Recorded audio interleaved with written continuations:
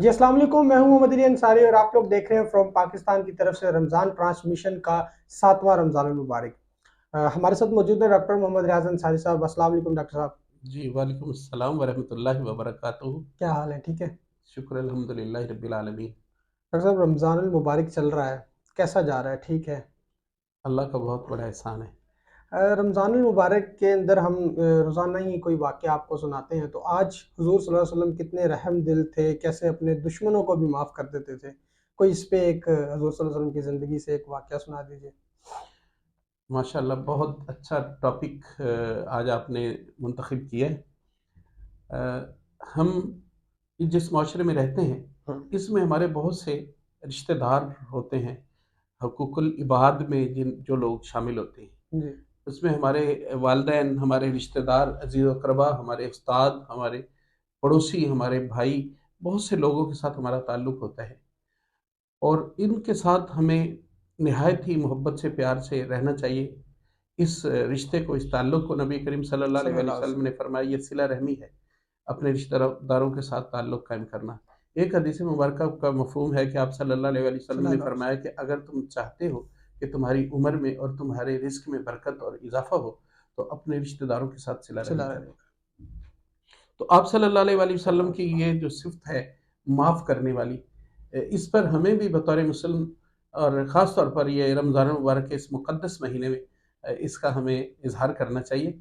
हमें अपने जो लोग हैं, अपने रिश्तेदार हैं, उनको माफ़ कर देना चाहिए अगर कोई माशाअल्लाह। उनसे गलती हो जाए, और उनको मना लेना चाहिए अगर कोई नाराज़ हो जाए।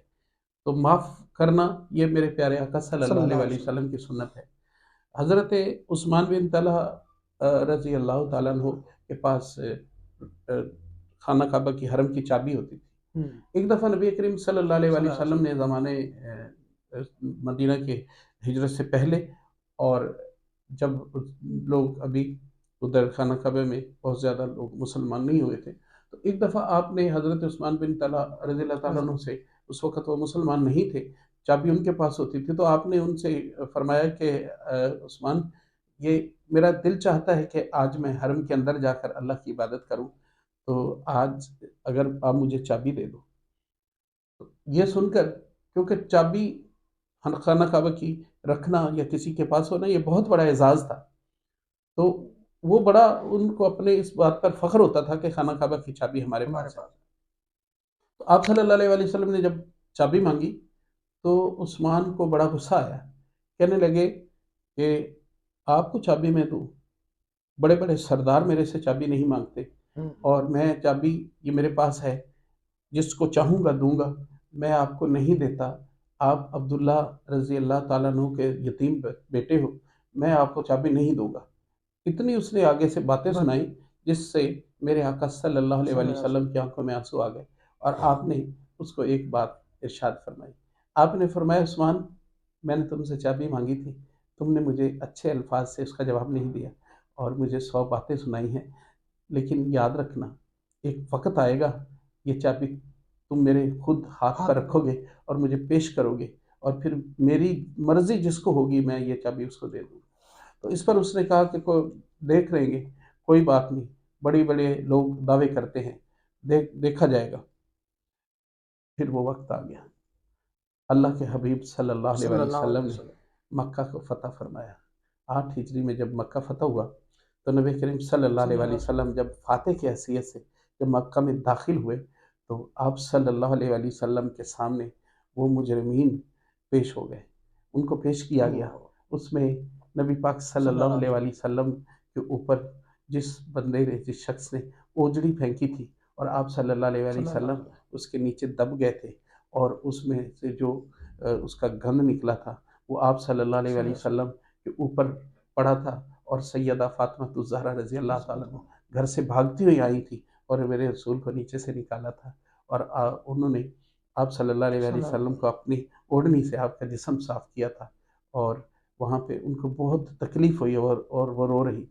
वो मौजूद था वो शख्स, और वहाँ पे हिंदा भी मौजूद थी, जिसने नबी जिसने करीम सल्लल्लाहु अलैहि वसल्लम का चचा कलेजा निकाल के चबा चचा लिया का था। चचा। चचा का, नबी पाक सल्लल्लाहु अलैहि वसल्लम के चचा का कलेजा चबाया था, और उनका नाक और कान کاٹ کر اس کا ہار بنا کے گلے میں پہنا تھا۔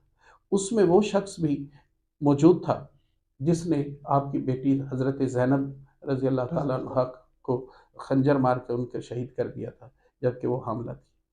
اس کے اندر وہ بھی شخص عثمان موجود تھا جس سے آپ نے چابی مانگی تھی تو اس نے دی اور نہیں اس نے چابی نہیں دی۔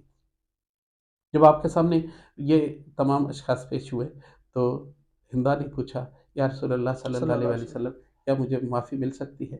تو آپ نے فرمایا لا تثریب علیکم اليوم، آج کے دن تم سے کوئی باز پرس نہیں ہے، میں تمہیں معاف کرتا ہوں۔ اللہ اس کے بعد وہ شخص آیا جس نے آپ کے اوپر اجری پھینکی تھی، حضور میرے لیے کیا حکم ہے؟ آپ نے فرمایا لا تثریب علیکم اليوم۔ پھر اس کے بعد جو اس طرح کے مجرمین تھے سارے، وہ حضرت زینب رضی اللہ تعالیٰ عنہ کے جو قاتل تھا وہ آیا، آپ نے فرمایا لا تثریب علیکم اليوم، لیکن جب تم میرے سامنے آتے ہو میرے دل کو تکلیف ہوتی ہے۔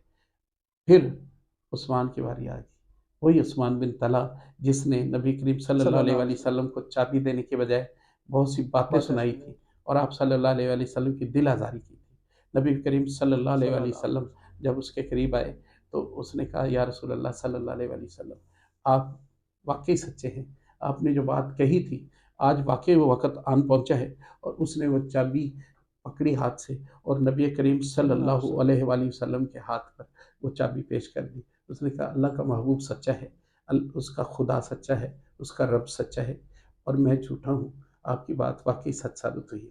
آپ نے فرمایا عثمان تجھے یاد ہے میں نے تمہیں کہا تھا کہ ایک وقت آئے گا اور یہ چابی تم مجھے خود پیش کرو گے اور میرا دل جس کو چاہے گا میں یہ چابی لے کر دے دوں گا۔